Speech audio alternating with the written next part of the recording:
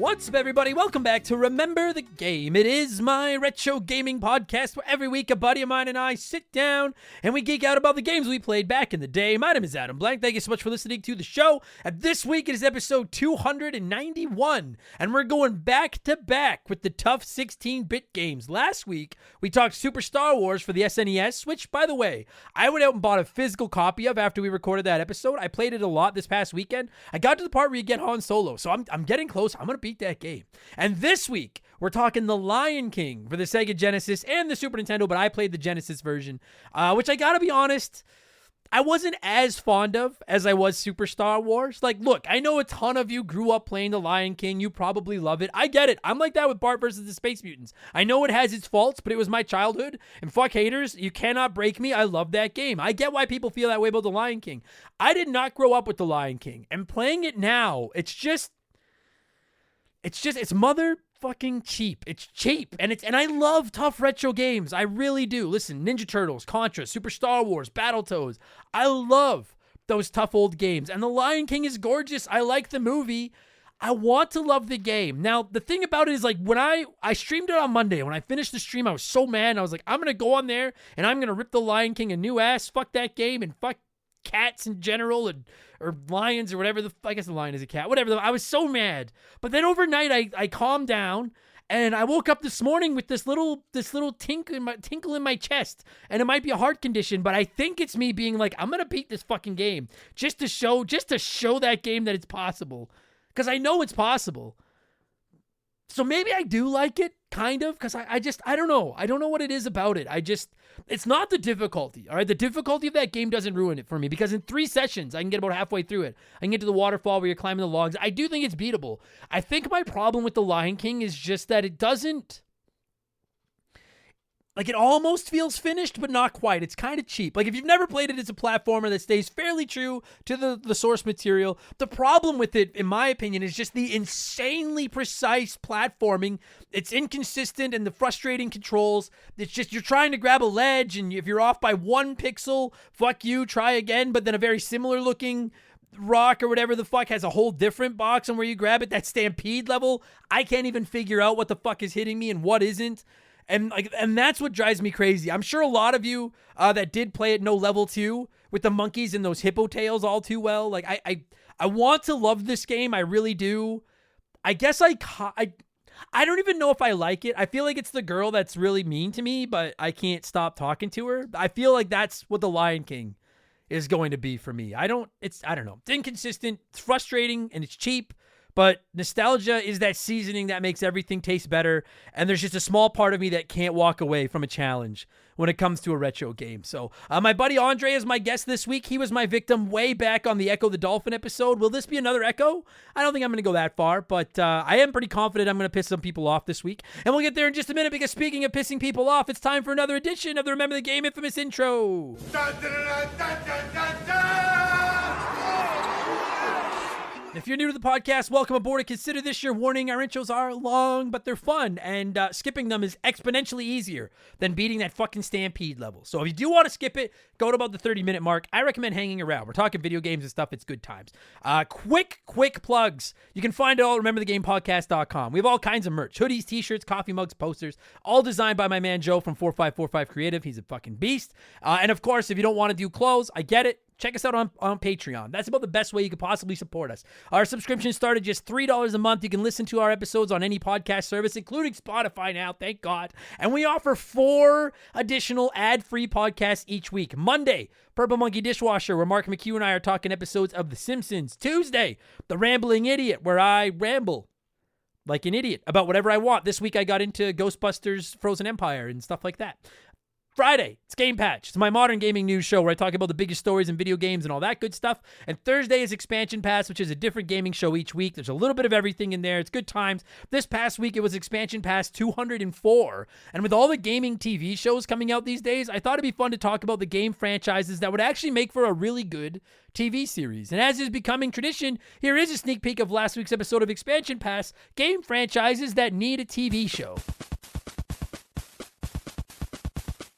The next one on my list is another one that I also think opens the door to just infinite stories. You've got this massive world and all these characters, and there's so much you could talk about. And a couple of you wrote in about this as well. Mass Effect. Dude, come on. Like, frankly, I think a Mass Effect movie would work as well, but I've never watched Star Trek, but I know that, like, there's so many. Once you're in outer space, guys, like, the world is your oyster. You could do anything out there. And with Mass Effect, you could travel from planet to planet to planet, interact with different races, classic characters, new characters. The Reapers are coming. There's so much you could do in the world of Mass Effect. Those games, I don't love giant, big, open-world RPGs. I like playing them, but I never finish them because they're so long. I've played through the entire Mass Effect trilogy. I replayed Mass Effect 2 a couple years ago. Still one of the greatest video games I've ever played in my life. We are going to be covering Mass Effect 3 later on this year. I need to do a replay of that at some point when I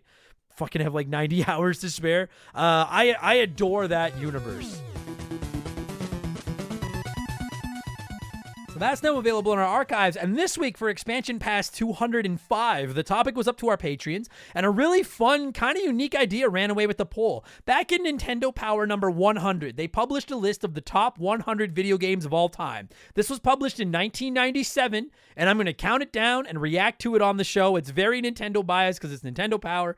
It should be fun. I think this is going to be a good time. We haven't done anything like this before. So again, subscriptions start at $3 a month. You get ad-free podcasts every week. Plus, maybe the best benefit is instant access to literally hundreds of ad-free archive bonus podcasts. There's got to be 600 podcasts over there right now. Plus, access to the Remember the Game Discord, which is like 1,000 some members. The chance to vote in our Patreon poll every month. Our Genesis poll is running right now. You get the ability to submit comments to our shows. You get DM with me, and you even get a shout out and get to hear me mispronounce your name like I'm about to do to these people. A huge thank you to our newest Patreons, Nick W., Jonathan Downing, Crystal Lake Management, Red Hot Ginger, Thomas D. McLeod, and Cliff Whitlock. Thank you so much for the support. I might have fucked any of those up.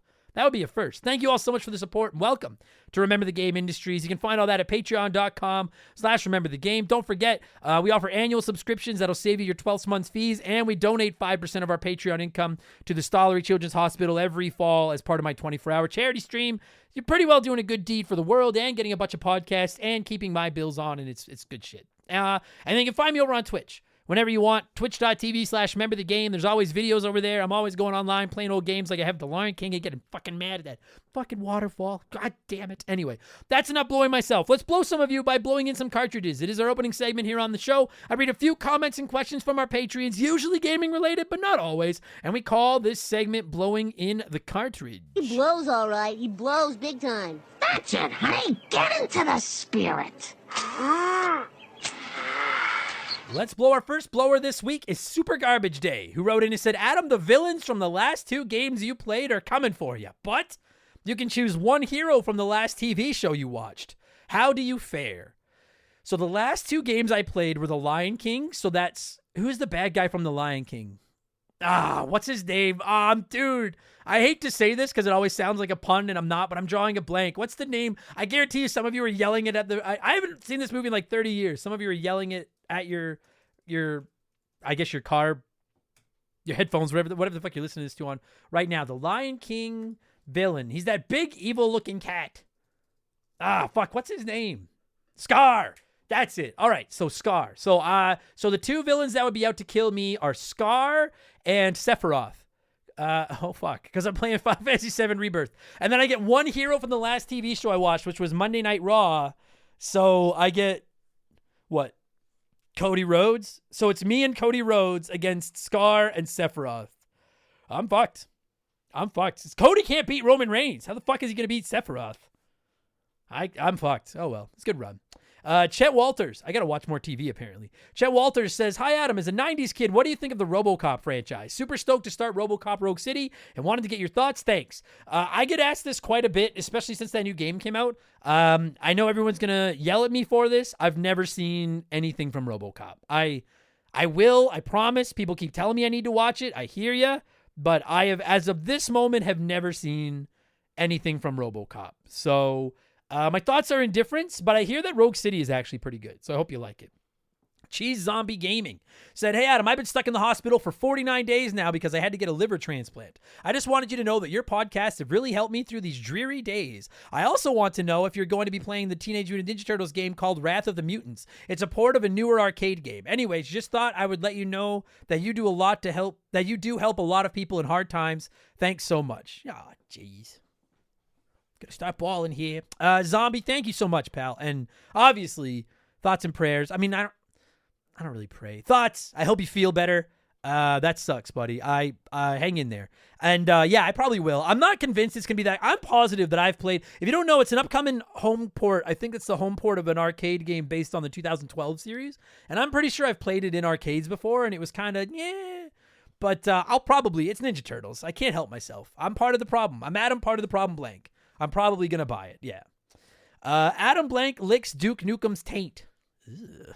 Says, "Dear Adam, what wrestling death hit you in the balls the hardest? I know with his past lifestyle, Scott Hall had probably lived longer than most would have thought, but after turning it all around and dying during hip surgery, that one really took the wind out of my sails. Rest in peace, Chico."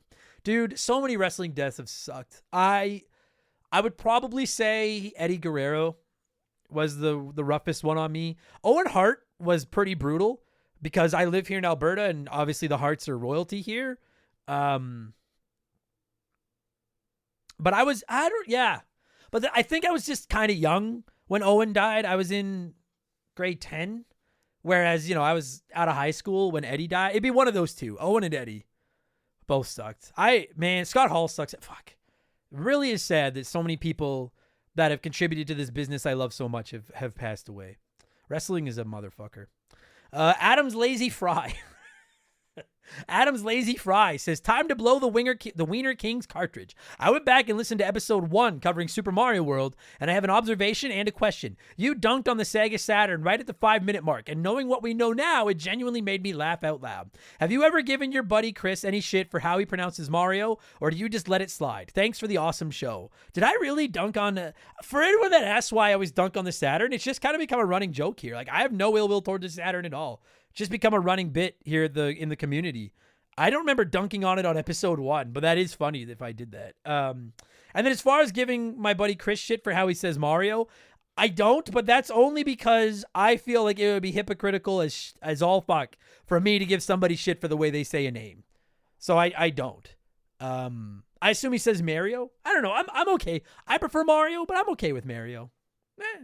Now if he's saying like Mario or something, then he's going to get these hands. But he's a Sega Saturn, and he's a Saturnian. What the fuck do you expect?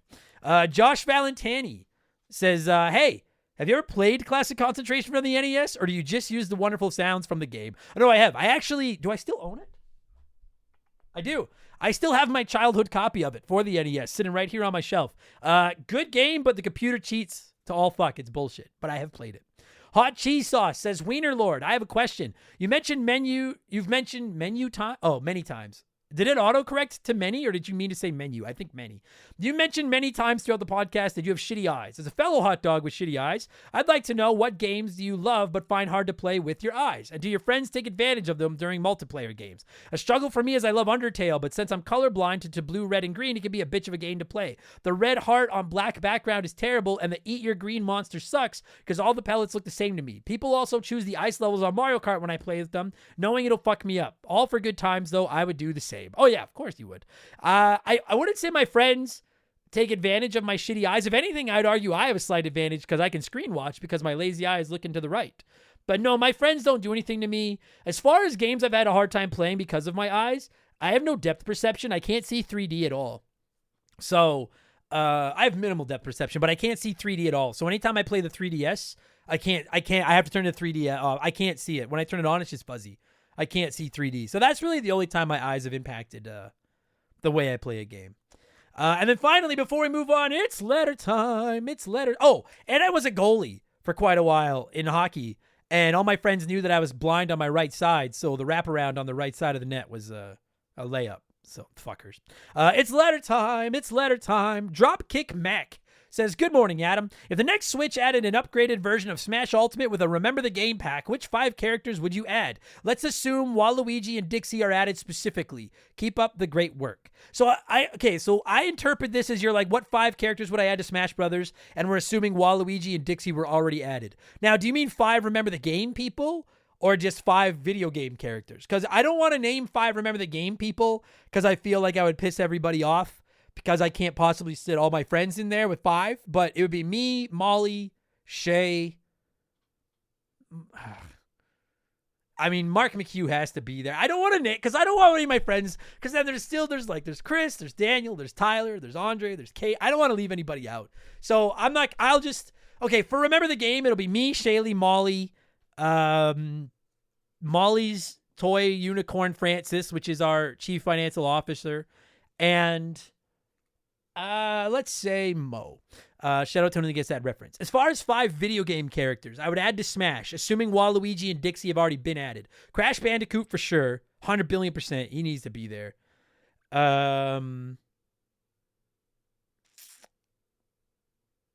Dr. Wily is 2. Master Chief, I'm assuming they can get the rights. Master Chief is 3. That'd be sick. Spyro the Dragon for 4. And Crash, Wily, Master Chief, Spyro, and fuck, I have like a dozen ideas in mind. I don't know. I'm choking. Proto Man. Fuck it. Oh no, you know what? Fuck it. We're getting anybody we want here, right? This is for fun. I will add a Big Daddy from BioShock. That'll be my 5th one. That would be fucking sick. There you go. That's my 5 additions to Smash Brothers. We got to keep this ball moving. Thank you, everybody, for all the submissions. As always, I appreciate it. Now, before we get to the official game show, Remember the Game Industries, let's see what's up with our partners over at Ourcade. If you haven't been paying attention, Ourcade is this sweet new browser arcade. Sorry, Ourcade. I suck at it. Let me start this again. I'm bad at this.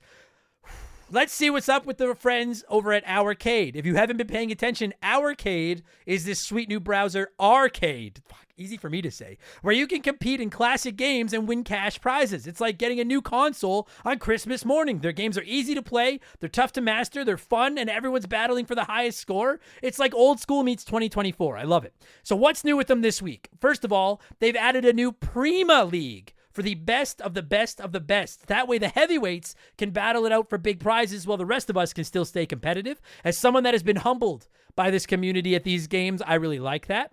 They've also cleaned up Ye Olde Pong. It's looking better than ever. I love that game. Their new game, Claim Invaders, will be up for training and practice this week. Contests for it are coming soon. So go to ourcade.io now, try out Claim Invaders, and let them know what you think of it. And they hear you. You want more games. Glugger is a spin on Classic Tapper, and that's the next one on the docket. And after that will be Ocean Odyssey, which is inspired by Lunar Landing.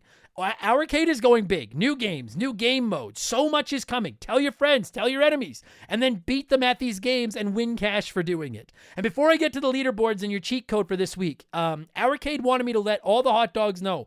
Thank you so much for the overwhelming support. They're going to take a short break from Remember the Game to work on those new games and stuff. But they said to let everyone know how awesome this community has been. And again, just to say thank you. So that's rad. Okay, the Remember the Game leaderboards. We have been working with Ourcade for 1 month, and they want to shout out the three of the standout hot dogs. Number 1, Floppy Llama, the undisputed Remember the Game champion of Cade Runner and the number 2 rated player on the planet. Quit your job and go pro, Llama. Go pro. Number 2, Mixer Tuna, for teaching all of us the meaning of Pass the Onion. He has been number 1 at Ye Olde Pong for a long time now. Officially the GOAT. And on a side note, I have tried so hard to catch you, Tuna, for real. I cannot beat you at that game. It drives me crazy. And number 3, Cephoid. Ourcade is awarding you the most balanced player award for being the best player in the community across both games overall. So your Remember the Game Hall of Fame paperwork is in the system for the 3 of you. Unfortunately, it is stuck behind Mark McHugh, so I don't know when you're actually going to get in. Now, I have one more cheat code for all you listeners. It is a 6-letter word This will get you some credits on the site, all right? This is your cheat code for the week. 6-letter word. It's related to one of the all-time multiplayer greats, GoldenEye 007. And it is the name of a short little man with a stupid hat that is the biggest cheat of all time. He is an odd job. If you can solve that, enter your cheat code at ourcade.io under the reset option, scoop up some free credits, and take a run at some cash prizes. And if you have entered all 4 codes from this past month, including the one I just gave away, Ourcade is thanking you with 10 daily credits for the entire remainder of their alpha phase, which is huge with the new games coming. The 3 previous codes are active still, so if you missed them, check out the last 3 episodes of Remember the Game. To get your codes, go to ourcade.io, enter them. Free credits for the duration of the alpha, okay? And again, Ourcade is grateful for the support, and they're just asking one thing, all right? If you like what they're doing, tell people. Spread the word. Tell your friends, your families, your enemies. Post it on social media. They have been great partners for Remember the Game. I think what they're doing is awesome. It has been great to see this community embrace them like we have, all right? It's sick. Thank you, Ourcade. Go to ourcade.io today and compete totally free for cash prizes and use this week's cheat code to get even more credits and access to the Remember the Game leaderboards. That's ourcade.io. ourcade.io. And you'll find it in the description of this podcast as well.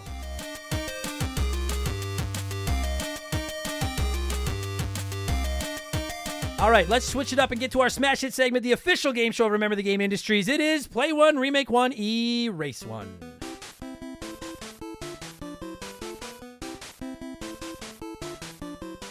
And as always, a huge thank you to Classic Concentration from the NES for unknowingly providing us with the theme music for the show. The rules are simple. Every week I give our Patreons 3 retro video games. They can play one as it was released, remake one as a modern game, and the third is erased from time forever. As always, there are no wrong answers. There is a right one, though. I'll tell you what it is in a second. This week, since we're talking The Lion King, I went with 3 more Disney Genesis games. We've got Aladdin, Quackshot, and Castle of Illusion starring Mickey Mouse. This was very close. 1% difference between the winner and the runner-up. But play Aladdin, remake Castle of Illusion, and erase Quackshot 1. So let's see what a few of you had to say here, and then I'll tell you what the right answer was. Alpha Kenny 1 said play Quackshot because it is hands down the best Genesis game ever made. Remake Aladdin because while it was fun, it could use an upgrade. And then erase Castle of Illusion because I feel like it was the start to that Kingdom Hearts bullshit that nobody asked for and needed. Do not yell at me. That was Alpha Kenny 1. Don't yell at me. I don't disagree, but don't yell at me. I Am the Mutt said play Quackshot. I've never even heard of it, but it has Donald, who is the best Disney character. Agreed. Remake Castle of Illusion because on new hardware it could be amazing and take Mickey out and put Donald in. And then erase Aladdin because if I can't play as the genie with Robin Williams' voice, what is the point? It's fucking sound logic all the way around. Ray George, said, play Aladdin. It's a great game and doesn't need any changes. Castle of Illusion was also great, but a remake with updated graphics and gameplay refreshing would take an already cool concept over the top. Quackshot? What is that? Bye, Felicia. Quackshot is a quacking gun. I don't know what it is either. Coach Huzz said play Quackshot because I've never heard of it. Remake Aladdin because it's the second best animated Disney movie. And Erase Mansion Mickey doesn't need any more shine. I agree with that. Fucking go away, Mickey. What's the best animated Disney movie if Aladdin's number 2? Is it The Lion King? I wonder what Lion King might be my favorite animated Disney movie, actually, now that I think about it. I really like The Little Mermaid, too. And then Tony Pidwan says, play Castle of Illusion. It's a classic. Remake Quackshot. Let's face it, someone's going to do it anyways to put pants on old mate instead of letting him freeball everywhere and tidy up his sass mouth. And then erase Aladdin. Then use the genie to bring it back because rules are for fools. I'll show myself to the double secret probation section. You know what? I'm not even going to... You are cheating by erasing a game and then bringing it back. But you know what? I'm going to let it slide and not put you on double secret probation because erasing a video game but then using the genie from Aladdin to bring the game back is the cleverest loophole to these rules I've ever seen. So no double secret probation for you, Tony. Single secret probation. But that's well done, Tony. I personally am going with the runner-up. 24% of the vote. Was it 24? Yeah, 24% of the vote this week was with the order that I went with, as did Master Boyd, who said play Aladdin on the Genesis because the blast processed version got it right. Remake Quackshot because Donald rocks, and while I love him as my right-hand mage in Kingdom Hearts, I'd love a new game with him as the star. And then erase Castle of Illusion because I can always get my retro castle fix from the Castlevania games, which are better than Mickey Mouse's game, by the way. Same reasoning, or same order, different reasoning. I'm going to play Aladdin for the Genesis so I can see for myself if it's better than the Super Nintendo version version like everyone keeps telling me it is. I'm going to remake Quackshot, and all I'm going to really do is add it to modern consoles so I can play it easier. And I'm going to erase Mickey Mouse's Castle of Illusion because I've beaten it. I don't like Mickey, and I don't ever feel the need to play it again. Pretty simple. Thank you, everyone that played along as always. What have I been playing over the last 7 days? Pretty much the same as last week. Balatro. I still can't beat that fucking game. I have lost on the final boss of that game so many times. It infuriates me. Final Fantasy VII Rebirth. Good. Still not out of... I think there's maybe a little too much side questing for my tastes, but it's been good.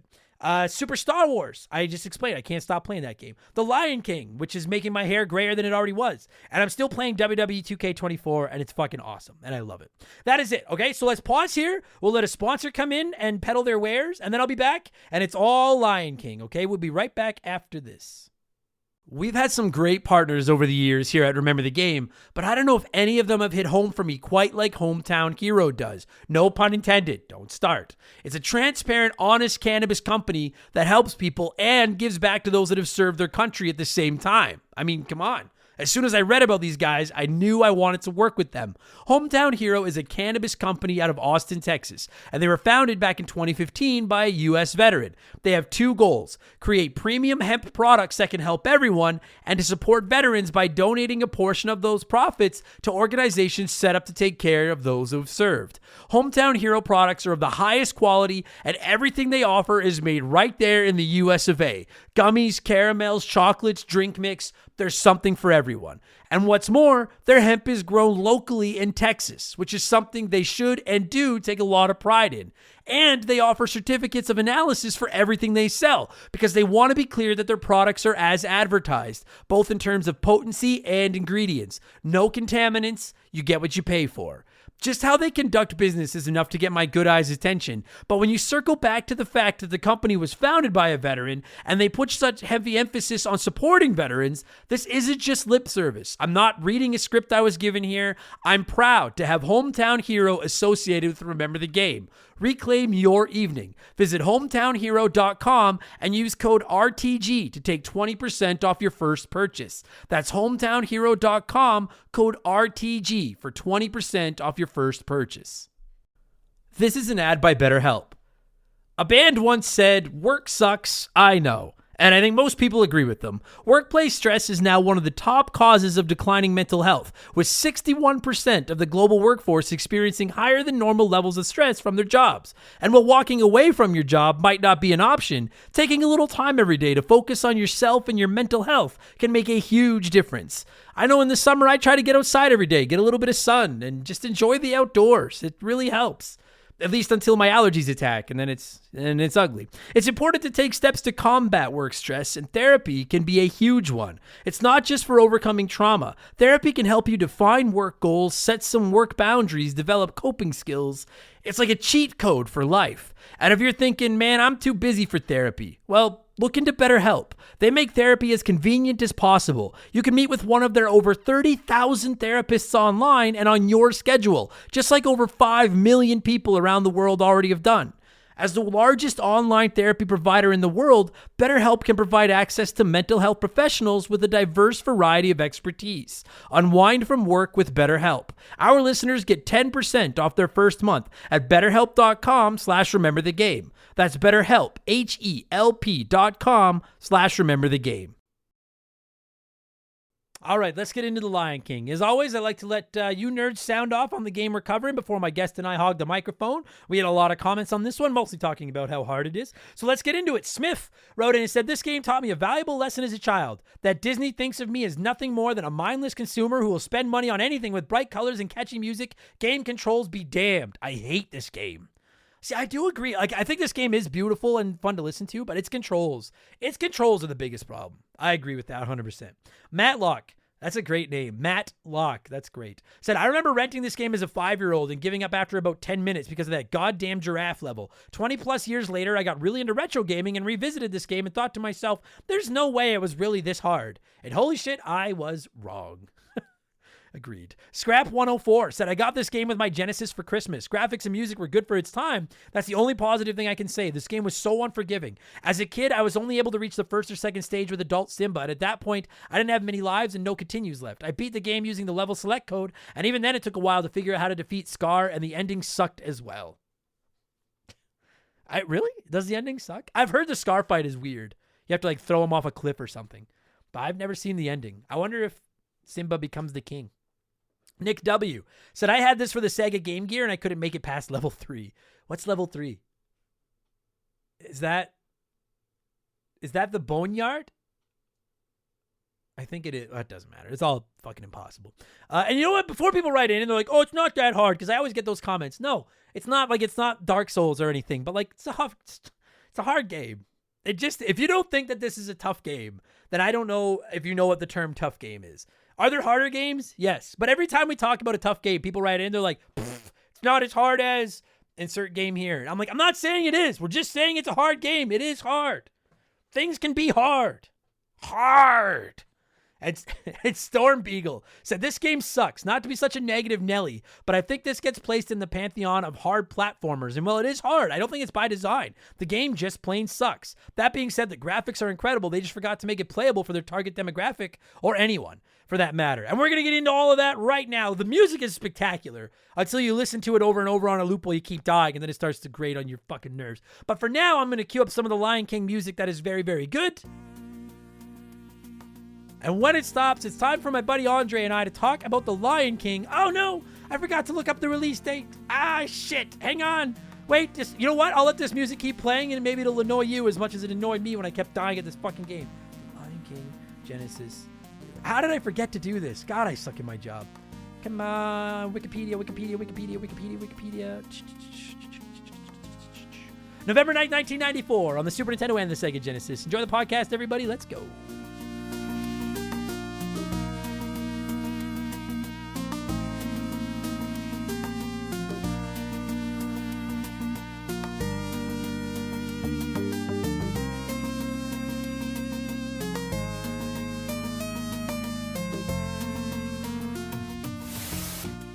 All right, this should be fun. Joining me via the blank phone this week to talk The Lion King is the guy who became infamous on episode 85 where we talked Ecco the Dolphin, and he's back for another Sega Genesis rage-inducing game, and that is my friend Andre. How's it going, buddy?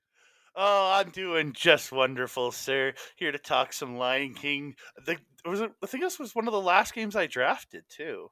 I think it was, yeah. And you won that draft, if I'm not mistaken. I did. Lion King helped me win the draft. And fuck. That's because people haven't fucking played it in 25 years and they don't know what it was. I will say, second week in a row. Last week I was playing Super Star Wars while we were recording. I am playing The Lion King as you and I are talking right now. I'm in the portion where I need to solve the monkey puzzle, and despite solving this 3 times in the last 3 days, I still don't remember what to do. So the whole recording, I might be trying to fucking solve this monkey puzzle. Okay, so I hate those monkeys so much. Me too. I was streaming this on Monday, which is yesterday when we're recording this, and I was ready to just rip this game the ass of all asses. Like I was gonna like do it Ecco the Dolphin style because I was so mad. I was so mad when I finished my stream because this game can be so frustrating. And maybe this just says something about me. I have to say, man, like I woke up this morning still mad at the game, but also kind of like, I'll fucking show you. And that's normally how I feel with these tough games is I'm like, I want to go back and take another shot at them because I love these tough old retro games. I don't think I like this game, but I think I described it in the intro as like, it's the girl I like, but she's really mean to me and like she hurts me all the time, but I can't stop talking to her. I feel like that's where I am with The Lion King. Yeah, again, like sense. I look at like this game until I replayed it here for this. I was like, I love this game. It was so much fun. It was the best. And then I played it and I'm like, why did I like this so much? Is it just because of the goddamn movie? It's got to be because of the goddamn movie. But this game just infuriates me. But like again, we were children. We didn't get. It's a game you either rented or you got for your birthday, and you just played it over and over and over again. This is one of the ones I rented, and you just played over and over and over again because and that frustration doesn't hit you. That it didn't hit me then. You know, you get frustrated, but it didn't hit the same way as now.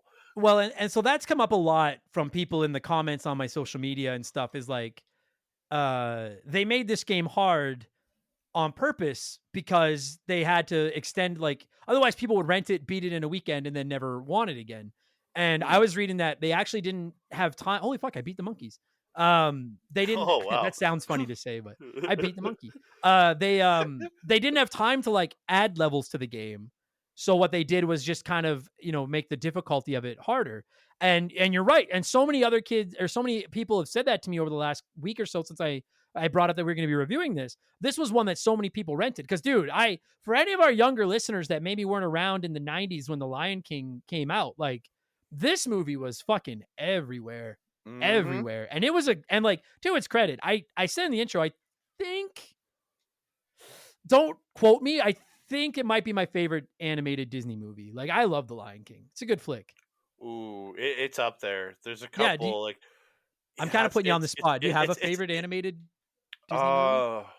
Probably Aladdin. I watched so much Aladdin when I was a kid, and I got into the TV show. Actually, the third Aladdin movie, the 40 Thieves one, I actually really like that one. Most people hate it's one of the least favorite ones, but I love that movie. I think I've only seen the first one with Robin Williams. That Aladdin, the first Aladdin movie is so well done. Yeah, it is good. As is Lion King. Oh, also Goofy movie. Like, that'd be my top 3. Okay, no, Goofy movie. Definitely Goofy movie. Like, I still listen to that soundtrack regularly because it's just got the songs from that movie are so good. Me too. I have them on my phone, like Stand Out and Eye to Eye. I have them on my phone. And for the record, because I know people have asked, like, I know there's not a Goofy movie game, but we will do Goof Troop on this show eventually. I promise. Nice. But yeah, so like Lion King was everywhere back in the day. So you knew it was going to get a video game. And I will say that, like, compared to some of anyone that grew up in the NES, SNES, Genesis era, like, how many bad movie TV show games did we get back? Like, there were so many. Yeah. And I don't think this one is, buddy, like Ghostbusters on the NES hurts my heart to this day. Like, cause it just didn't have it had no reason to be that bad. I don't think this game is anywhere near, like, this game it's not bad. It's not like it's a cheaply made, half-assed cash in on the IP, like Back to the Future, Ghostbusters, some of those. Like, it's not that. It's just for a game that was clearly marketed toward children. It is fucking malicious. And some of the game design, I keep dying in this stupid boneyard now. Some of the game design is what makes it hard because, and we talked about it, we'll get more into it, like the small hitboxes and stuff. But also, like, even without the small hitboxes and things, it's just that Stampede, dude, that Stampede level. Oh. Like, fuck me. Like, I'm just like jumping around, hopefully trying to get through it. Yeah. Like, that's what it is for me. It's like praying I don't die. That's what it is for me. And that's like, and again, so we have covered it. I know that, like, they made it hard to extend the rental period so kids wouldn't beat it in a day. I understand. I get all that. So I do Ecco the Dolphin, which is the same thing, and now I'm doing Lion King, which is the same thing. Okay, interesting. Yeah. Well, but, like, I don't know. I will say, like, I think this is a better game than Ecco the Dolphin. Because again, both games were meant to be hard. The difficulty was increased. Sure, but the difference is, like, I play Ecco the Dolphin, and I'm like, as a grown man, I still only half know what I'm supposed to do. Yeah, true. At least in the Lion King, I get what I have to do. I just can't make the little fucking cat do it. But I understand what he needs to do. Like, the swinging, the climbing and the swinging aggravate me so much because as you jump. If you're on a ledge, it usually, like, unless the swinging's annoying trying to get the next one. But when you're climbing up the walls and it pushes you out when you jump and to go to the other side. But there's some that are all up the same side. So you're having to, like, jump and you go and you have to push yourself back at the same time. And it's just like, yeah. I find the jumping, like, so when I was streaming it yesterday, I said it was inconsistent, and somebody, I think it was Ron, somebody came by and was like, it's not inconsistent. It's very consistent. And I still feel inconsistent is the correct word. It's not inconsistent in the sense of, like, sometimes he'll catch the ledge if I touch it in the right spot, and sometimes he won't. I do think it's inconsistent in the sense of, like, one ledge makes me feel like, oh, so this is where I need to land to catch this ledge. And then the next ledge, it's like, not the same ledge, but, like, one that looks similar. It's like, oh no, you actually need to grab it 3 pixels further to the right. And then it's like, in the next level, it's like, oh, you need to be 2 more pixels to the left. And I don't know anything about making games, but I know what hitboxes are. And dude, the fucking the precision within which you need to hit some of these jumps to grab ledges and not die is absolutely ridiculous. And it is literally like sometimes it feels like there is one pixel that you need to let that Simba's paw touch. And if you don't touch that one pixel, you're going right through that fucking ledge. And and I think that infuriates me about it more than anything. Well, yeah, in that boneyard level you said you're playing now, I'm in there's it the right one now. where you have to jump up, and then they have that like green liquid chasing after you. Yeah. And you're like, and like if you aren't hitting your buttons at the perfect timing, you're gonna get hit. And it killed me so many times because you're just slightly off with your jump timing. Yeah, I was trying to explain it like, imagine if when you're playing Mario, they were like, well, some question blocks you need to hit dead center, some you need to hit on the left edge, some you need to hit on the right. Like that's how I feel. Is I never know going into a ledge. Like, and I admittedly, like after playing it for a few days, like I am getting better at it, but I never know like where do I need to land to not die on this ledge. Or like I just died fighting hyenas because literally I'm trying to jump on him, but I guess I'm not jumping in the right spot when he's huffing and puffing. Like I feel like that's where the difficulty of this game comes from is the fucking it's insanely precise while also being incredibly sloppy. Yeah, and again, like the amount of times the hyenas killed me in this game.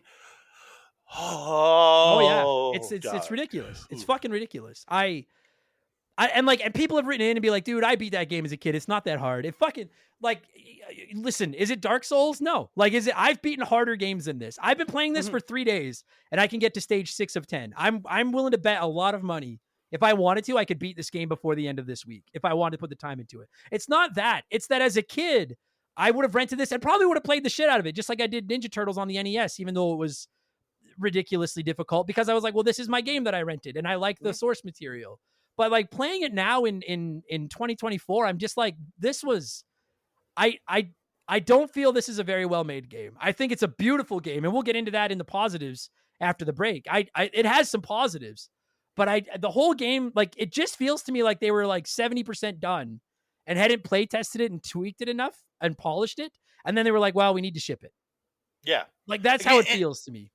Well, again, like, it might have been like at the point like we're trying to get this out to capitalize on the movie, and it just didn't work because like and again, like I wish. Like there's so many things to this game I wish we got more of. Like I wish we would have got like Timon and Pumbaa in more of the level games, not just the bug catching stuff. Yeah, like I agree with I don't that. know. It's those things where like I would have liked to have different characters throughout and things like that, because it's like, yes, I understand the movie's all about Simba, but like, couldn't we get one level of Timon and Pumbaa going through an area? Like just like a level where you could just run with Pumbaa, just knocking shit over or something. Just I agree with that. But on that note, though, I will say, I'm in the Stampede right now, and this is perfect. This is like exhibit A for this. I do genuinely really appreciate that they tried to do, like, the levels aren't just the same old, I hate the Stampede level. They're not the same level over and over again. They're like, here's a platforming level. Then there's the monkey puzzle, which fuck that monkey puzzle. I guarantee you there are a lot of people listening to this that played this as kids, and that was where their game ended, was level 2, the monkey puzzle. It's not even the monkeys that would mess me up. It was the jumping with the ostrich that always screwed me up. Oh, buddy. Yeah. We'll get there. Or just jumping from giraffe to giraffe. Sometimes you go to jump, but just for some reason he wouldn't jump forward, and he doesn't jump. Thank you. I was saying that on stream. I'm like, I have been playing platformers for 35 years. I know how to push the jump button. Sometimes he doesn't jump. And I don't know 100%. I don't know if it's like an animation and he's stuck in that animation so he can't. I don't know, but there are times where he doesn't jump. I will swear to that. And then that goddamn giraffe head would just tilt and you'd fall into the water because you can't jump properly. It's like, God damn it. Yeah. So like, and I want to spend some time on level 2, but I want to just make that point. Obviously the game actually stays surprisingly loyal to the source material as far as it's a pretty good job of telling the story of the movie. And I really do like the level variety. Like, you go a platforming level, then you have that stupid level with the monkeys and the hip, which sucks, but it's still variety. Then you do another platforming level. Then you do this stampede where you're running toward the camera with all the, I don't know what they are, elk? I don't know what they are. Uh, I have no idea. No, Whatever. they're antelopes. Antelopes. Antelopes. I was going to say the horses with horns, but yeah, antelopes. That's right. The horn horses are all running from behind you, and you're trying to keep Simba alive while you're running through the stampede. Then you have that level where you're sliding down all the waterfalls, and then you have to climb back up the waterfall, and that's as far as I've ever gotten in this game. But I do like that at least they didn't just mail it in and basically make you play the same level over and over again. Like I genuinely, I don't think they just mailed it in and half-assed this game. I just think that I feel like I always use the stupid analogy of like, it's a pie and they use the, like, we put 50% of the pie into the graphics. I really do feel like they put like 80% of this game's pie into the graphics and sound and did a great job with them, but at the expense of some of the gameplay. Yeah. Again, and like there's like later levels, like I like a lot of the later levels I played because of the level select on the Switch version, because because I just couldn't get like I usually can probably get to that waterfall level at best, and then if on some runs, and then I'm just done because I just get killed. But like the lava level, I don't remember a lava part of the game, or the movie, but I could be wrong. I will say I have not seen this movie in probably 30 years, 25 years. So I'm not going to speak to like the exact accuracy because I haven't seen that movie in forever. But by and large, like I'm like, oh yeah, I remember the part where he's in the stampede. I remember, you know what I mean? Like they're fairly decent. Remember the part where he fucking had to solve the puzzle of how to swing from monkey to monkey to get across the water? I remember that part. So I want to address that level select thing too, because I had people like tagging me on social media. Dude, play the Switch version. I bought the Steam version, same exact thing. I can skip levels. I would rather play it with a Genesis controller. And B, I don't know why. I guess I'm just a fucking sadistic fuck with these games, but like if I can't beat it fair and square, I don't want to beat it. And like I know I could level select just to see the other levels, but I'm not dunking on you for doing this, but I'm just I'm not beating the game. I'm just seeing the levels. That's and I'm like, more or less why I did I want to beat it. So I just wanted to see the levels to kind of remember them, and then I played through the boss level, and I was just like, "Oh, I hate this so much. I never got to Scar." Like a lot of my, like I ended up watching a video to see all this, and just to see a good playthrough, just to see all the levels really. And then I played the Scar one, and the lightning just kept killing me in fire. I was just like, "Are you fucking kidding me?" Yeah, I agreed. I just died on it. Fucking, I have probably died 300 times on this stampede. The stampede is worse than the monkey puzzle. Oh, it's so annoying. I watched the playthrough of it on YouTube as well, and the playthrough was like 40 minutes long or something. And that right there, and I've said this about other retro games, but like that's why your difficulty is so high. Because if you're renting a game, and I guarantee you this game was doing big money back in the day, both rental 100%. And sale wise, because the Lion King was so big. And if you had rented a game and beat it in the hour after you brought it home from the rental store, you're certainly never renting it again. You're never asking your parents to buy it for you. And you're probably a little bit like I did that with The Little Mermaid when I was a kid on the NES. I rented it and beat it the day I brought it home. And I was like, well, I'm never renting this again. You know what I mean? Like, so I get why it's increasing the length of the game artificially by making it difficult. I just think they went a little, I don't know what I'm trying to say. Like, I don't know. I don't mind that it's difficult. I mind how it's difficult. Yeah. Again, there's so many weird, annoying things. The hitboxing, all that. There's just so much little weird shit to this. It's a cheap fucking game. It's cheap in the way, and then like you kind of get hit in the weirdest points. Like I literally was jumping over Hyena, and he jumped up. I was jumping to land on him, and he jumped up and hit me. And I'm like, you were literally just started huffing and puffing. How the hell are you jumping? I'm like, I know it's fucking. It's just anyway. Okay, so let's go. I want to go through some of these levels because like the first level is the first level.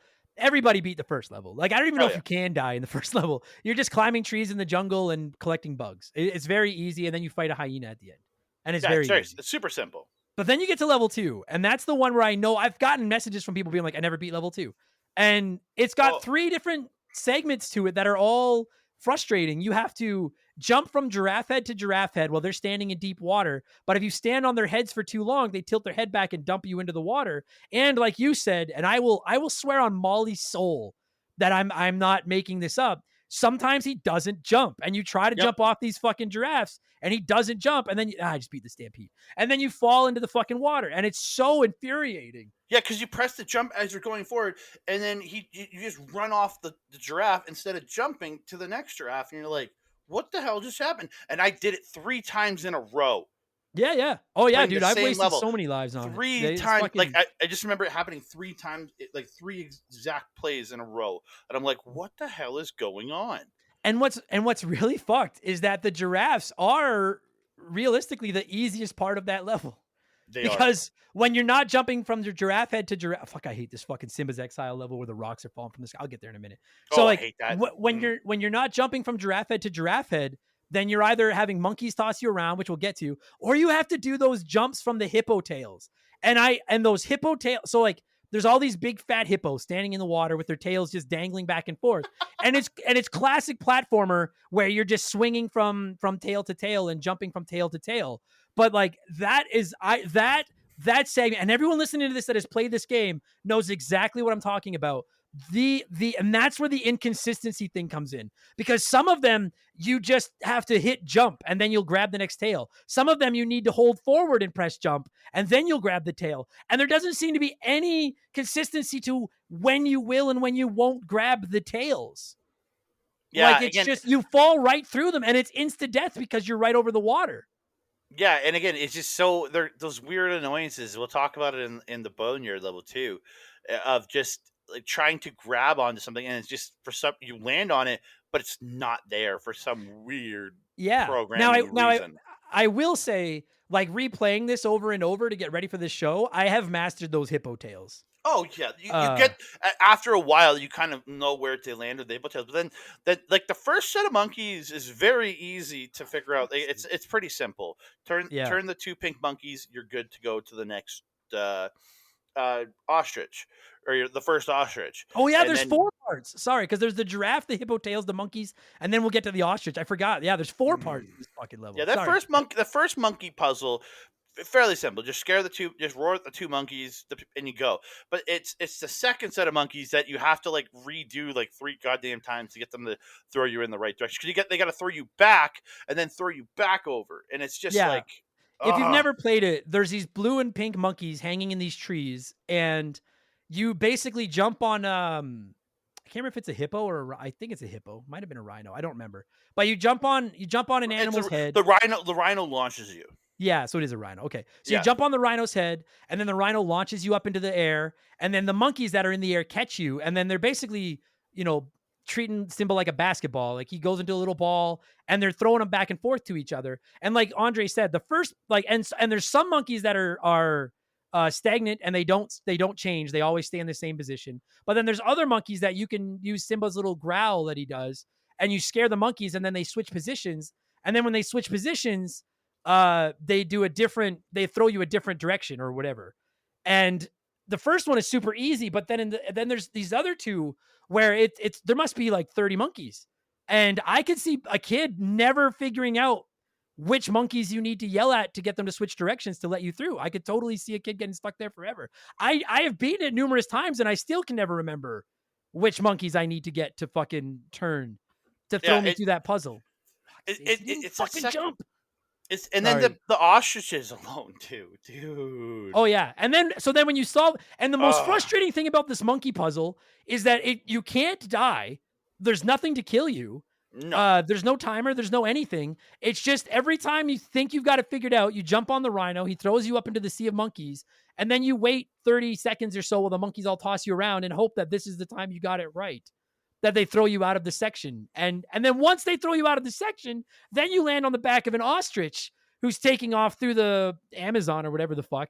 And then you're riding this ostrich, and it's I mean, for lack of a better comparison, it's a little bit like the Battletoads speed bikes. You have to either duck or jump, and the ducking there's a double jump also in there too. That's the problem. The single jump over a pig that's standing there, not a big deal. And the single duck under the 2 nests in the tree, not a big deal. But then there's a few segments where you have to jump over a pig. Fuck off. Grab the ledge, you stupid cat. I hate this game. Every time I'm not playing it, I'm like, I got to go back and play this game. And then every time I play this game, I'm like, fuck, I hate this game. It's because you haven't beat it, and your brain just burns seems my to ass. beat this game. Yeah. So you have to jump over the pig, and then there's 2 nests above the pig. And what you have to do is jump once, and then while the ostrich goes between the first nest and the second nest, you have to hit jump at the exact precise moment to launch yourself off the ostrich over the second nest, then land on the ostrich on the other side of the nests. And much like a lot of the other jumps in this game, the like once you've got it figured out, it's really not too bad. But nailing that timing is like fucking. If you jump too early, your ostrich hits the pig, or will land on the pig, and then you just land on the ground and die. Yeah. But if you jump too late, obviously you're going to hit the pig, and you're not going to think. Or if you jump the wrong time, again, they're so goddamn precise. It is like I swear to fuck, it's got to be like 3 frames that you have where you can nail that jump to get. And once you've got it, you have it, and it's not too bad. But learning it is so fucking frustrating. And it's one hit. It's not like you lose health when you miss that jump. It's like, oh no, you died. Go back to the start. Fucking learn the monkey puzzles again. Do it all again. Like, I mean, there are a few checkpoints in it, but that level, I've gotten so many. I guarantee you, a majority of our listeners have died on that level countless times that have played it, and you know what I'm talking about. I died so many times trying to play this level. It's fucking ridiculous. It's the goddamn giraffes and the goddamn ostriches that kill me. It's not the monkeys. The monkeys I'm fine. Monkeys can't fucking kill you. They're just annoying. Monkeys are fine. The monkeys are fine. Fuck, dude. It's brutal. Annoying. So then for fuck's dude, I'm on the fucking level where all the rocks or coconuts or whatever are falling from the sky. And like it's just I either they kill me. We'll get there. So then you beat that stupid level. If you're able to beat that level, then you get to do a little bonus stage with I can never remember. Is Timon the Timon is the meerkat and Pumbaa is the warthog. So you're Timon and you're running around collecting bugs, which are like how you get extra lives. And it's cool. That's fine. Whatever. Then you go to the boneyard. And that boneyard is another one where it's just a basic platforming level where you're running through skeletons, avoiding these fucking crazy hyenas and these stupid buzzards. But it's another one of those ones where it's just, I can't figure out, where do you want me to jump? What am I grabbing? When, like, I know you can kill the hyenas after they jump and land and they're huffing and puffing. But like you said, it seems like they huff and puff for different lengths of time. And the number of times I've gone to jump on one while it's huffing and puffing to kill it, only for it to then be like, oh no, I'm not huffing and puffing anymore. Fuck you. And it kills me instead. It's just, I hate that fucking level. The only way for me to literally get to that level is just to keep running. Because that's the only way I get through that level is I just keep running. I avoid most of the bad guys, except those goddamn turkeys or buzzards, whatever. Things, the buzzards, Did I say turkeys? I don't know why. But like, those are annoying. They follow you. Yeah, they do. And they're so hard to jump on because you can't jump on them till they swoop down at you. And they swoop down so fast and so inconsistently that you can't figure. Oh my God, dude. Most of playing that level over and over and over again. I save stated the hell out of this game. Because again, I didn't want to be like getting sent back, like get to continue and run out of continues and all that garbage. Yeah. So I learned eventually when you run up on them, you leap and try to land. Most of the time I could leap and land on them before they took flight, so I could get rid of most of them. And then that's the key. Yeah, and then they literally just go unplucked and fall to the ground. That's actually a pretty funny animation when you land on them. They unpluck themselves. It's pretty funny. Yeah, that's the key, is to kill them before they get off the ground. Like, don't even let them start, because once they're flying around, you're fucked. Yeah, for me, that whole level is just running and just continuously trying to get to the end. There's the one hyena I think you have to fight when you're up top because of that to break the one wall. There's a couple of ports like that where you have to fight a couple to get them to break a wall down to get through. Yeah, because the wall won't break until you beat that hyena. But unless you're, fuck's sakes. Yeah. Sorry, I'm on the waterfall climbing part, and it's just like fucking game. I can't decide. I think this game does suck, but I can't stop playing it. I don't know why. It sucks, but it's also like addictively fun in the same weird way because it's so challenging. You're like, I need to beat this. I feel like it's like it's like a goddamned canker sore on my tongue that I keep pressing against my teeth. And I know it hurts and I'm not getting anything out of it, but I keep fucking doing it anyways, and I don't know why. So So you beat the boneyard, which I will say, like, the boneyard looks cool. And I love that when you get to the end of the boneyard, Scar is just standing there and like the silhouette of him in the background. Like that's, and we'll get to the, I promise, like we're going to break for a sponsor in a minute. And then when we get back, I want to praise some stuff. It's not all bad. No. But once you beat that fucking boneyard, then you get into that stampede level where you're running toward the camera with all the elk with, or the horses with horns. Yeah. And that level's killed me more than any level in this game so far. Yeah, that, because again, it's there. I don't even think there's a pattern. It seems almost random every time. I think there's somewhat of one, but like I can't tell when I can hug the side of the screen and when I can't. And these stupid rocks keep appearing, and there's really no. I've never been able to get a semblance for when I'm jumping over them. I get that they go faster as you go, but I can't get a feel for when I'm jumping over them. And I have died on that level so many times, and there's no checkpoint in it. You've got to do it in one shot. And I hate that. Oh my God, this fucking waterfall. When I love jumping. I found that I just continuously jump. I'm usually pretty safe when in that one. In the stampede. Yeah, that's how I beat it as well. Most of the time is I just end up jumping like crazy and hoping I get through.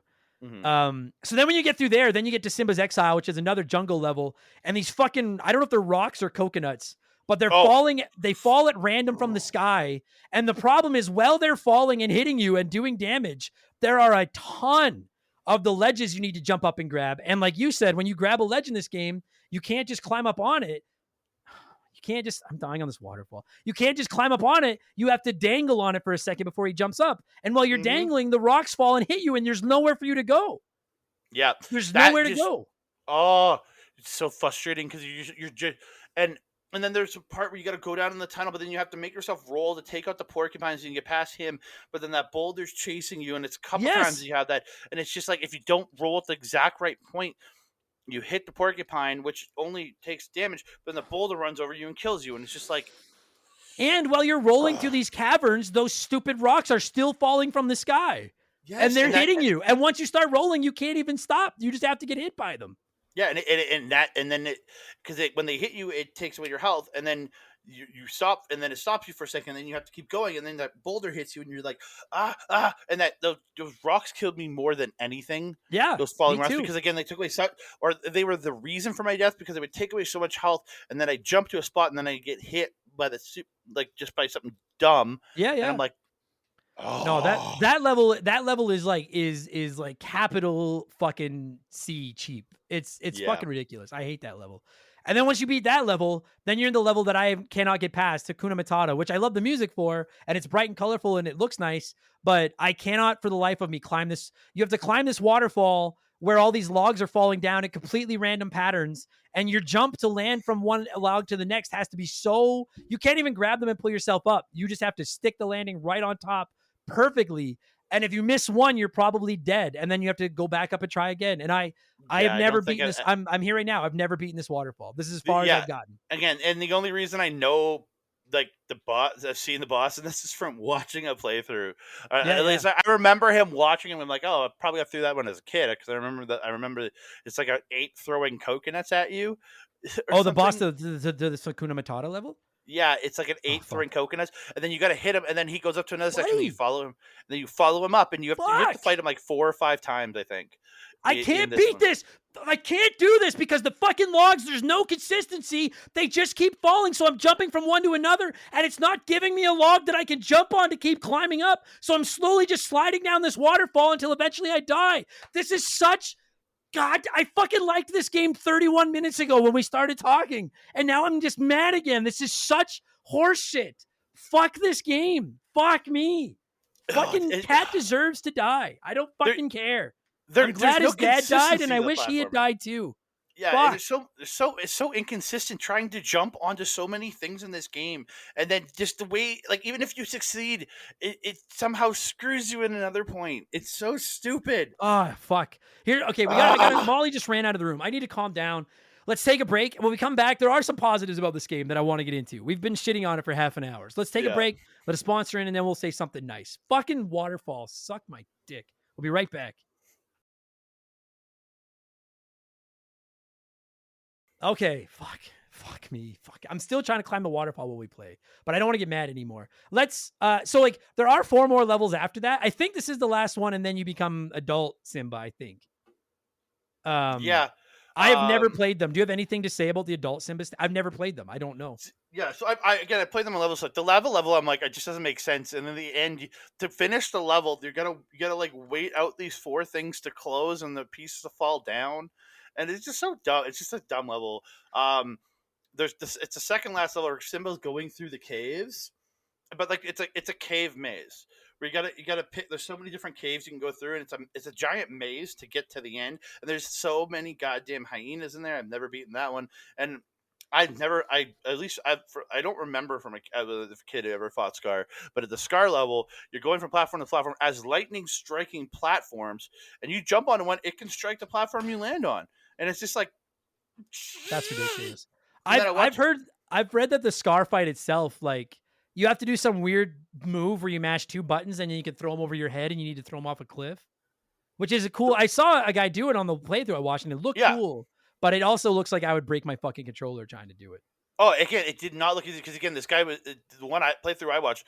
Took him a while to finally get Scar in position to do it, and then throw him off because you got to put yourself at the edge of it. Yeah. So you catch him, so you throw him over your head, and he goes off the edge of the cliff.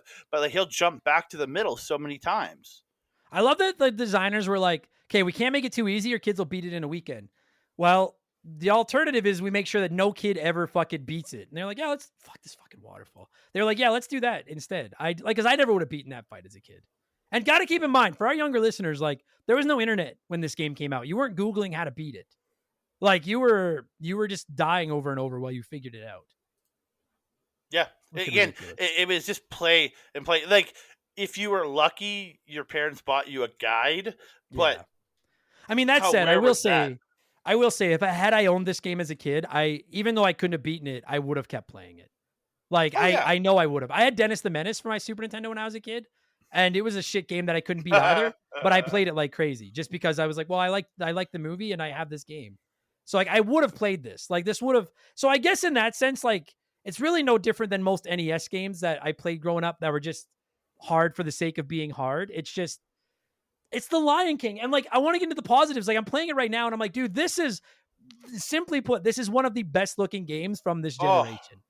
The art to this game is, it looks gorgeous. It looks like you're playing a cartoon as you're playing the game. Everything looks so again, the levels are pretty solid the way they are, but like how Simba looks, how the hyenas look, how the I want to say turkey birds, but the vultures horses with horns. Yeah, the horses with horns. How the horses with horns look. Like again, they all look cool though. Again, how they animated the second level with the monkeys in different colors, and then the rhinos looking all green. It's again, bright and colorful. Yeah, it's a treat to look at. And then you go to the boneyard and everything's so dark and gloomy, but like Simba pops, the hyenas pop out.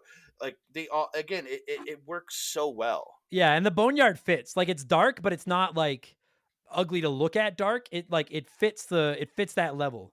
Like from the movie, like it fits that portion of the movie, that scene. That's the word I'm looking for. It's the good kind of dark. Fuck? How much higher is this fucking waterfall? There's like a platform going across the middle, and I'm trying to land on it, and I'm like, oh no, maybe I can't land. I did it. Okay, let's fucking... this game's good again. I beat the waterfall. Oh my god. Okay, no! You can fall? What the shit? Did I step... I think I stepped on a log, and then it carried me past the top platform, and now I'm climbing the fucking waterfall again. Fuck me. Anyway, it looks nice, and in addition to the gorgeous graphics, I love the music. Like, I will say, the only problem I have with the music is it does, when you're dying over and over and over again, I just can't wait to be king starts to really grind your gears. But the first 20 minutes, it's really nice. Oh, it's a beautiful soundtrack. Look at it. It's the Lion King music done in like 16-bit or 30 whatever bit. Yeah, like chip tunes or whatever the fuck. Chip tune. It's so good. Yeah, the music really does sound great. Yeah, again, it's the sounds to the game. Everything sounds nice. It's the game itself. Yeah. I was genuinely, and it's not just the music. Like the music's great. The bright, colorful graphics. I even like not that there's a lot of it, but for a Super Nintendo and Sega Genesis era game, a checkpoint. Oh my god. I like that. There's actual like tiny little voiceovers. Like you hear, which one is it? Pumbaa? Which one's Timon? Pumbaa's the warthog. You hear Timon talk Yeah. to you at points, and then you hear James Earl Jones as Mufasa talking at points. You hear Scar, who I can't remember the guy who plays Scar, but you hear Scar at points, and it's just Yeah, I like that. I like that the game starts with Timon being like, "It starts," and I'm like, it's like his like foreshadowing of like, "Sorry, kid, your weekend is ruined." Like that's what it feels like he's doing. But I love that you get to hear him say that, and yeah, you hear Scar be like, "Kill him," like at a couple of times, like, and that's fucking awesome. Like that is so, like that's cutting edge shit for back then. And I've been looking at the Super Nintendo. Like I've only played it on the Genesis. I was looking at the Super Nintendo one, and I've said this countless times, and I will continue to do so. Dude, this once you beat the waterfall, you have to climb down platforms to get to the bottom again, but you can't see where a platform is below you. So you're just kind of taking a leap of faith. This is fucking ridiculous. What a dumb game. It's so stupid. What a fucking stupid game. Anyway, again, it's one of those ones where you like you die and you're like, I have to beat you. I have to beat you. And I think that's but you can't, because I can't see where the platform I'm jumping down to is. You're literally jumping blind and just hoping you land on something. Mm-hmm. Fuck you. Anyway, I like that. Yeah, you have the voiceovers and stuff like that. I think Scar. I had to look up during the intro, dude. Fuck this monkey boss too. Scar is awesome. Is like, dumb. I can't. He just like bitch slapped me, and now fuck you. And now I'm back to the very beginning, and because I just game over it, and now I have to climb that fucking waterfall again. Oh, fuck this game. Anyway, I'm fucking. I shouldn't be playing while I'm recording. I think these make for terrible episodes. I love it. Scar, as a guest, I love it.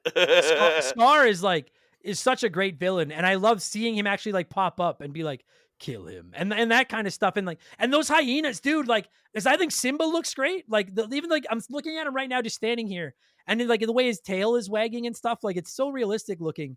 Those hyenas, those hyenas creep me the fuck out as a kid. Mm-hmm. And looking at them in this game, I'm like, they captured that like to the pixel. Like they look exactly like they do in the movie. Again, they look great. I think they like all the character builds, all the sprites to even the bad guys that annoy you. They all look so clean. Yeah, they do. For a 16-bit game or whatever bit the Genesis was. Yeah. But you know what I mean? Like everything looks so clean, and all that blast processing, The blast processing. But again, Sorry, go ahead. Sorry. I shouldn't be playing while I'm recording. It's just they all look so clean and smooth, but they just annoy you because it's just like, where do I hit you? That's it. It's like, I don't know where you want me to go. Like, it's so nice to, like, people on my stream were talking about how much fun they were having watching it. And I don't know how much of that was like, they like watching me have a fucking aneurysm on stream. But I also think part of it is like, I watched that Let's Play and I was like, I'm actually genuinely enjoying just watching this Let's Play because this is gorgeous. And that's the point I was going to make is the Super Nintendo version looks good as well. But I have said it as a Super Nintendo kid born and raised. I have said it countless times. Sega games look better than Super Nintendo games by and large. And this is no different. Like the Super Nintendo one looks good, but look at them side by side. The Sega Genesis one does look better. Sega Genesis games are fucking just works of art from a graphic standpoint. Some of them suck to play, but from a graphic standpoint, they are just stunning. And this might be like, I don't know if I want to sit here and definitively say it's the best looking 16-bit game I've ever played. That might be a little bit extreme, but like it's up there. It is just, even like I'm watching him run right now, Simba, and his running motion is so fluid. Like it doesn't look choppy. Like it. Yeah, they put money into the game for the animation style and the character builds and things in the level design. And look, they put a lot of money into that. I feel like they did. It's just they said, we made a short game. Okay, we got to make it super hard. Yeah, I feel like it's running at 60 frames per second. I have no idea if it is. I know, but that's what it feels like. I'm like, this is so smooth. I just can't get this fucking cat to do what I want him to fucking do. That's all. Yeah. But yeah, and then like the other thing about it is I do like that it comes with difficulty settings because I've played it on easy and normal. I have no interest in trying this game on hard. That might be the end of me, and I will die playing video games eventually, but it's not going to be the fucking Lion King. I can promise you that much. I can't imagine it on hard, but on easy, which is what I've been playing it on, you get 8 lives, and I think you only have to jump on those hyenas once. I don't know what any of the other differences are, but then you get continues. I will say, and I think even if we want to look past the difficulty because we know why they made it so hard. I do think a password system would have been Oh, by far. Again, like, you were saying for Star Wars, like we need passwords. yeah. Passwords. I can live without save files. I can live with your game being hard to make it longer. I can live with those things. But like a password system, because like I have like 5, and there's extra continues laying around all over the place, Oh, and it's giving 100%, you yeah. extra lives all over the place in the bug levels and stuff. But like passwords would have been nice. Like, it would have been nice to be able to like game over and then be like, well, I know how to beat, because once you know the monkey puzzle and you know the timing of the ostriches, level 2 really isn't that bad. I'm like, I would really like, now when I sit down to play this, I would love to be able to just hop right to the stampede level, because I know I can beat the first 3 without too much difficulty. So Yeah. I'd love to be able to just go right to and that's where I do think that's a miss. Like, I'm going to dock it a point for that. It should have a password system. But other than that, the passwords would have made this a little more palatable to return to. Say it like again, like I understand. Like, as a kid, yes, you had all the time. If you weren't at school, you could, and you weren't doing your homework, you could just play. You could play these games. But as an adult, man, the password would be great, so I could just jump to a later level. It'd be great for you if I had passwords. So you could jump past the goddamn waterfall. Yeah, and I know, again, I'm fully aware. It's not because like I have people tell me to play the Switch version. It's not just the Switch version. All the modern Disney classic versions of this, you can skip levels. I can do it on my Steam right now. It's just I want to play it on my Genesis. Like, I want to play. I like playing these games in their original form. It's that Genesis. I don't have a Sega Classic. That's why I'm playing it on Switch. If I had a Sega Classic, that's where I'd play, because that nice curved controller. It's just my favorite controller of all time. Like, I swear to God, like, I've had people like messaging me being like, dude, it'll fix the game for you if you play the modern version because you can skip levels. And I'm like, I don't want to do that. Like, sure, it'd be nice if I could skip them for the sake of the review, but I have no interest in playing it that way. I just want to be able to beat this fucking game fair and square. Yep. And every time I fucking try, some cheap fucking, what the fuck? I just died from the ground slamming. I guess the monkey killed me again. I don't fucking know. Anyway, I don't know what else to say, guys. I literally have covered every level that I've played of this game ad nauseum. The only reason I'm playing this one, this fucking stupid ape boss. Like, you get near him and he just turns around and bitch slaps you and kills you in 2 hits. You gotta wait. I think you gotta wait for him to throw the coconuts a couple times, and then he lands on the ground, and then you gotta jump on him, and then he climbs up to another level. Then you follow him up, and you gotta do it like 4 or 5 times. I can't get close enough to dodge the coconuts. Yeah. Sorry. The point is... Oh, it's stupid. It's a stupid boss. The point is, I wasn't going to play this one while I recorded. People seem to enjoy me doing that with the Super Star Wars episode, so I thought it'd be good for a laugh to do it one more time. Dude, this is obnoxious. I have gone from, I hated this game yesterday. I liked this game when I did the intro. I liked this game when you and I started recording. I hated it 5 minutes ago. I liked it when I beat the waterfall, and now I hate it again. Because this stupid monkey with its stupid coconuts, I can't kill it. I don't get it. Oh, it's a dumb, annoying boss. It's what I don't want to talk about it anymore. I'm just going to get mad. I'm done.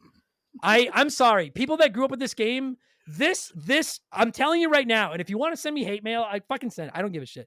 This is Bart versus the Space Mutants. Okay? I know people these days, if you were in try Bart versus Space Mutants now, you'd be like, this game sucks. The jumping isn't consistent. I can't tell where I'm supposed to land. It's too hard. That's this. Okay? I defend Bart versus the Space Mutants to the death, because I grew up with it. I played it like crazy. I could beat it as a kid. So when people say it's too hard, I'm like, I disagree. It's beatable because I've done it. That's what I've been getting from people that grew up with The Lion King. I have no problem with that. Defend your game. I understand. If you grew up playing it, it's fine. But I'm playing it now, and I'm like, this is not an objectively good video game, in my opinion. It's not. There's too much guesswork. There's too much not being able to tell what to hit. There's too much not being able to tell what I can grab, how I can grab it, where I can grab it. Is it fun? Sure. Yeah. But I think they missed. I think this could be like an all-time great game. And I think they missed the mark with the not just the like, what's the word I'm looking for? Like not just like the, no, just easy should not be that difficult. Wait. If I lose my train of thought right now, I'm going to be fucked. And I know what I want to say. It's not just the intentional difficulty. That's what I'm trying to say. But it's the unintentional. The game wasn't polished enough. Fucking lock down your hitboxes. Lock down the ledges people need to grab. If you want to put in stuff like climbing the waterfall, I can live with that difficulty, even though I think it's bullshit. Because it's not broken, it's just very hard. I can live with that. But when I'm constantly dying because I can't grab a ledge, or I'm constantly dying because I can't get Simba to do what I want him to do, that, to me, that's not that. And Bart versus the Space Mutants does that. That's bad game. And that's what makes this not a great game, in my opinion. It's not that there's hard portions. It's that your controls are arguably your biggest enemy. Yeah. There. Thank you. I'm sorry. I just didn't want to lose my train of thought. No, there. no, I'm all sorry. good. Go ahead. I shouldn't interrupt it, but easy should not be this annoying. The waterfall should not be this hard in easy mode. The hyenas and the bad guys should not be this hard to take. Like, they're, again, like, it's just, there's so much stupid shit when it's on easy mode, and it's still like so frustrating. It's just a frustrating game. Every time I'm excited to play it, and then I sit down and play it, and by the time I'm done, I'm like, I don't even know if I had fun. Like, I'm just mad. And again, it's not because it's hard, dude. I've beaten Ninja Turtles on the NES. I can beat Mega Man's fucking standing on my head. I don't mind hard games. My problem is, like, frankly, the controls make this game not very fun, in my opinion. So I'm done. Do you have anything else to add before we score this thing? I gotta fucking go have a drink. It's like 1 o'clock. No, I'm good, man. I'm good. All right. What this game? When did the Lion King come out? 1994, I think. Yeah. Like, not. I know the game did, but I'm pretty sure the movie did as well. Something around that. The movie came in '94. I know that. Yeah, June 15th, 1994. So let's score it out of 1994.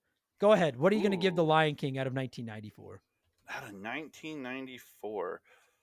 Oh, I had a number for 10, but not. Let's go 1400. Oh, that's still a decent score.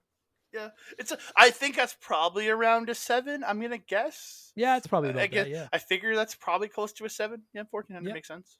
All right. Yeah. I'm gonna give it 1100. I'd give it like a 6 out of 10. Looks gorgeous. Probably sold a lot. As a kid, I probably would have played the shit out of it, not realizing how cheap it is because it was the only game I had. But dude, I have played a lot of video games, and I think this is fine-tuned controls and hitboxes away from being like maybe a top 10 game from this era. Yeah. But I just find the controls too frustrating. Well, the fact that he doesn't jump every time. He doesn't. I don't give a fuck what anyone says. He doesn't. And just trying to, like, the amount of time I've wasted just trying to figure out what can I grab, how do I grab it, where do I have to land, and I'm playing it right now, and I'm honestly questioning whether or not I'm having fun. So I'm gonna give it. I'm giving it a what I say 1100, like a 6. It is what it is. At least it's pretty. So yeah. But I'll play Aladdin before this any day. So yeah, Aladdin. I feel like the last time I played Aladdin, I'm like I could get through it. It's been a lot of years, but I could get through it. People keep telling me the Genesis version is better. The Super Nintendo one is easy, but it's fun. And you want to know the truth, dude? Like, I've played The Little Mermaid. I was just telling that story about how I rented it and beat it the day I brought it home. When I'm playing a Disney game, I don't have a problem with that. I'm like, it's Disney. It fucking, like, they're easy watches. Make it an easy, like, give it an actual easy mode, not like what's the easy mode? Oh, the easy mode in this game is you'll die 8 times before you quit instead of 5. Like, give me an actual fucking easy mode.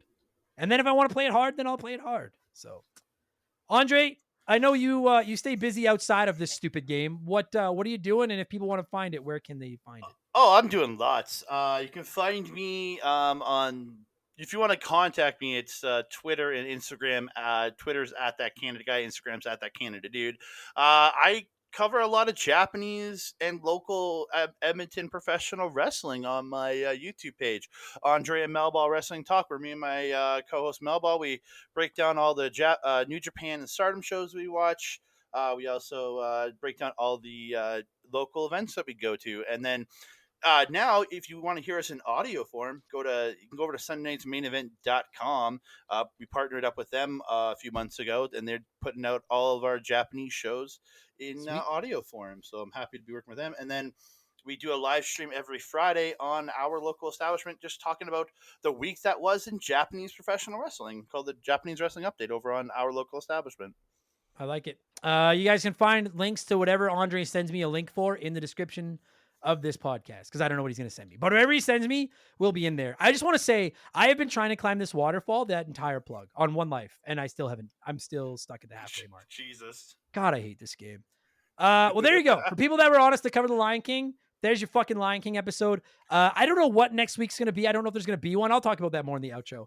I do want feedback. If you guys want more episodes where I'm playing the game while we're recording, please let me know. And if you're like, dude, please don't play any more games while you're recording, please let me know. I'm honestly, I just something I tried. I won't do it every week, but I'm just curious to know what people think. So let me know I don't know, however you want to let me know. Andre, thanks for, I don't know what your fucking sick, weird ass fetish for stupid Genesis games is, but thanks for doing this again. I appreciate it.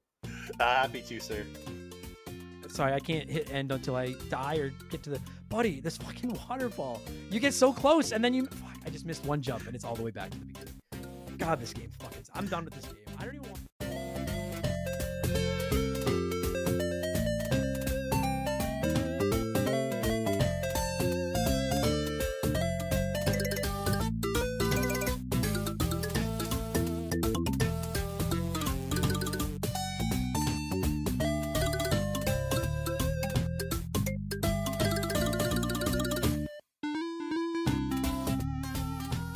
That is going to do it for this week's episode. Andre, thank you so much for giving me a call and talking the frickin' Lion King into every single one of your nerds listening to this. Whether this was your first Remember the Game or maybe your 291st Remember the Game. Thank you so much for the support. I know there's a ton of retro gaming shows out there and that you picked ours.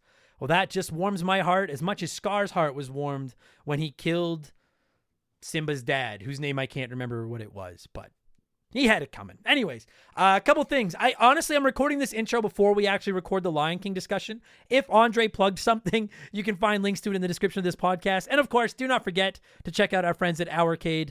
You can find links to their site in the description of this as well. It's ourcade.io. And don't forget to enter this week's cheat code, which is about a certain little short cheater from GoldenEye who's a bit of an odd job, to get some free credits. And if you enter all the cheat codes we've given you this month, the last 4 episodes of Remember the Game, you will get 10 credits per day until their alpha phase is done. So it's probably worth going back and making sure you have all 4 of those codes and entering them at ourcade.io.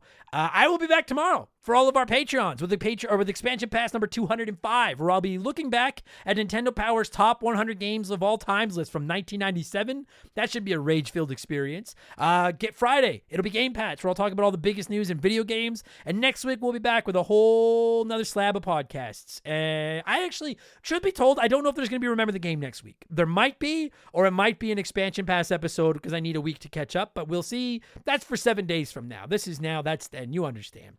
Appreciate the listening, everybody. I'm going to thank some patrons to get out of here. Come check me out on Twitch if you want, twitch.tv/Remember the Game, and I'll holler at y'all the next time I feel like recording one of these. Cheers, so long, goodbye. Remember the Game is brought to you by our Patreons. I could not puke up all the content I churn out every week without all of your support. The following people are at the senior executive vice president level or higher at patreon.com/Remember the Game, and as such, I am contractually obligated to thank them as quickly as possible. So a huge thank you to Remember the Game Hall of Famer Slick Motherfucking Rick, Makeshift Mellow Magic Money, Joe Buck, Sharonic, Andre, J Nasty 15, The Keegs, James Clark, Dave McGee, Dan of Dissect That Film, Doug Dorn, Chris Fleury, Andrew Wright, Jordan, Confused But Still Here, Lil by Fufu 89, Angry Ticks, Dave Thompson, No One Cares, Scott Brooks, Aaron Lawson, Nathan Tremblay, A-Town, Morgan, Zane Donovan, Ryan Kinchin, Mike Maloney, G9PSX, Mercury 869, Wolfgang Darren, Andy Hudson, Doogie, Wolf Magic 21, Johnny from Virginia, Squints, Titan 420, Zonko 504, Jeff Bergeron, Daniel, Tunable Power, John Woodruff, Randy Barrage, Just a Fish, Adam Blank still hasn't reviewed, Chonky. I always forget what this one says, and the thing cuts it off until I extend. I'm not saying that. I'm not dropping that last word. Adam Blank still hasn't reviewed Chonky Dong 2 Titties. I'm not saying it. Holmes, Zach Shepard, Frosty Feet 492, Triple Chugger 22, Elijah Burns, Madam Nutsich, DBXJ, Jamil Williams, Steve Dalk, Standard Ass Brian, Nizuru, Juris Dr. Mario, Tyler, Phil Lencher, Joe the Sandman, Eric James, Jake Carter, Thomas Childs, Biddy, Laces Out Dan, Beaver Boy, Thomas Smith, Leroy Westrich, Rush's Dog Walker, Stud Still Smash, Matt Babinu, Gabe, Dan Fusselman, Fuzzy99, Decoy Man, a dude named Adam, Wyatt the Surgeon, who's not a surgeon, Rowe, Blaine the Hoagie Man, Scary Terry, Storm Beagle, Archangel Otaku, Earl, Hegel Waffle, High Plains Drifter, Kayach, Jimothy, Oroku Saki's Gardener, Cody Richardson, General Fury, Dead Boys on the Roof. I cancel my Netflix to afford this shout out. Max Lagroom, James Juan Francesco, John of the Adult Children Podcast, Franklin Badge, Drugs Ben, MK, Sam Carpenter, Donnie the Dude, Walter, Nerdy Hybrid, The Fletchman, Colin Bollinger, Sleeper Hit, Squeak Nuts, Isaias, Timmy the Exuberant Turtle, Wimp 15, Christian Gabriel, Maverick Marty, Radioactive Man, Musty Beetle, Graham Kennedy, John M. Watkins, Timothy Sabrinsky, My Left Nut, Beef Dingleberry, Tilfredo Bandito, Hitchy Poo, Chevy Boy 9211, Burt Macklin, Quiet Place Queen, Cam Nelly 23, Christopher Britt, Zamatos, Big the Cat, Tadpole, Maverick, Bobby Litton, Brandon DeZeba, Kia Pup, Monstrous the Boner, AB Killen, Works for Me, Alexander Camps, Neil Cooper, Tom Houlihan, Ted Explosion, Ryan Perry, Alex R, Lucas Valadez, Itchy Nutsuru, Mr. Papa Giorgio, Just Car Prank, Solomon Soto, Rated X, Darth Skywalter, Postman, Tazelhoft, WestGen, Nick Creature, Youngster TK, Adam Martinet, a magician named Gob. Is that like the band? I love the band Gob. Kevin Monroe, Can't Destroy Her, This MF, Alpha Kenny 1, Beers of War, Because 19, Marcus Mendoza, Lord Longron Von Hugendom II, Roger Staubach, Pool Cleaner, Lucas Shaman, Frosty Bear, Max Sandin, Sour Goatface, Alex Ramos, Faded Sufferance, Benjamin Atkins, Carbon Fiber Zombie, Chris Hill, Profits, Mellow Yellow 8787, B Money, Tyler Bauer, Fallen Snow Kiku, The Supreme Chozorizo, Would You Kindly, E-Man Trucker, Mark Sneed, Atrio Wormwood, Shoeboxers, Pat Phoenix, Jay Callahan, Robbie Air, Guy Who Does Things, Sabin, Brian Richmond, Blobby Rogers, Glue Scoppin, Bula, Matt Zeus, Buy Me Bone Storm, Plow King, Cesar, Fill Up My Mouth with Farts, Liquor Like Luigi, Cody Thompson, Put It in Age, Chaz Hammond, Elephant, Cav, Scissor Fist, Ace Magai, Big Daddy Randall, Ryan Whitcomb, Flinny123, Lord Stay Puffed, AJ McCurgy, Lotus, Philip Ramsey, Nothing Could Possibly Go Wrong, Toby OP, Alex McIntyre, S, Bearded Bastard, Eric Hopewell, Darbles, Donkey Kong Country turns 30 this year, David Schroeder, Theodore, Chicken Gizzards, Diablo Spartan, Justin Blair, Wilco, VOS Rager, Stupid Jess, Captain Steve, and the Cardigan Wearing Wrestler, Adam's former assistant, Shake the Rat Face Bazzer, Devin Collins, Inhuman Sumo, and Crystal Lake Management. That was pretty fucking good. That's me patting myself on the back. Hell yeah. Take it easy, everybody. Thank you for the support. Talk to you next week.